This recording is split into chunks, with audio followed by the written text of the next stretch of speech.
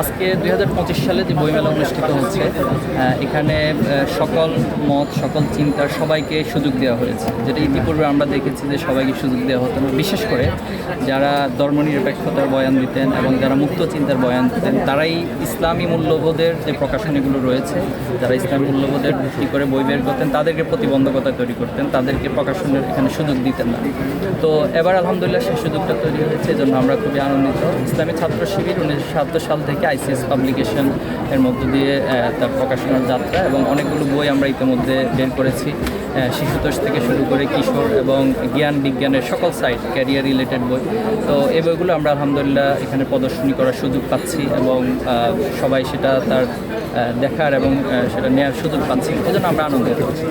আমরা যেখানে বইমেলা অনুষ্ঠিত হবে সেখানেই কর্তৃপক্ষের কাছে যে সিস্টেম, সেই সিস্টেমের কিছু প্রসিডিউসের মধ্যে দিয়ে আবেদন করে এবং সেখানে স্টল নেওয়ার জন্য আমাদের শাখাগুলোকে নির্দেশনা দেওয়া হয়েছে।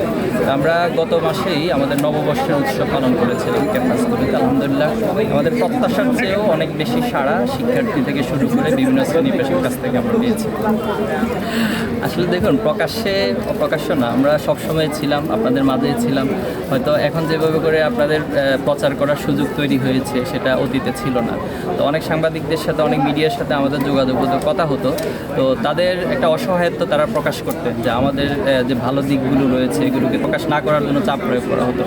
আলহামদুলিল্লাহ এটা আপনারা যেভাবে ভালো ফিল করছেন, এবং 36শে জুলাই যে জন্য সংগঠিত হয়েছে, বাংলাদেশের মানুষ এই আন্দোলনের জন্য যেভাবে রক্ত দিয়েছে, ফ্যাসিবাদ থেকে বাংলাদেশকে মুক্ত করেছে, তো সেই একই অনুভূতিটাই আসলে ছাত্র শিবির লালন করেছে।